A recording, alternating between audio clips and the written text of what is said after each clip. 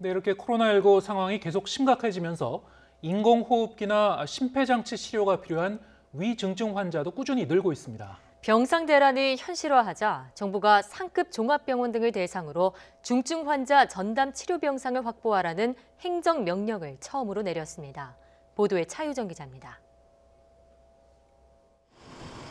나흘 연속 신규 확진자가 1,000명 넘게 쏟아지면서 위중증 환자도 급증하고 있습니다.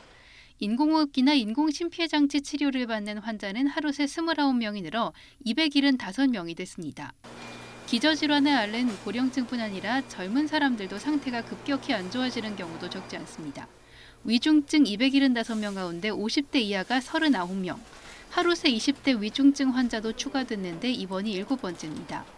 임상정의 상태가 이제 고유량 산소 치료가 필요한 정도에 해당하는 것으로 이번 주 목요일에 확인이 되어서 어제부터 집계가 되었고, 중증 환자들이 급격히 늘면서 병상이 부족해 요양시설이나 자택에 있다가 사망하는 사례도 잇따르는 상황.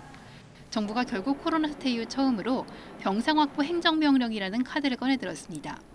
현행 감염병 예방관리법을 보면 질병관리청장 등은 질병 유행 기간에 의료기관 병상 등 시설을 동원할 수 있습니다. 구체적으로 상급 종합병원은 의료기관 허가 병상 수의 최소 1%, 국립대병원은 허가 병상 수의 1% 이상을 중환자 전담으로 확보하라고 명령했습니다. 종합병원 40여 곳이 포함된 것으로 알려졌는데 정부는 300여 개 중증 전담 병상을 확보할 수 있을 것으로 보고 있습니다. 정부는 이미 지자체의 확보 대상과 지원 방안 등을 안내했고 의료기관별로 확보 계획을 제출받고 있는 것으로 알려졌습니다.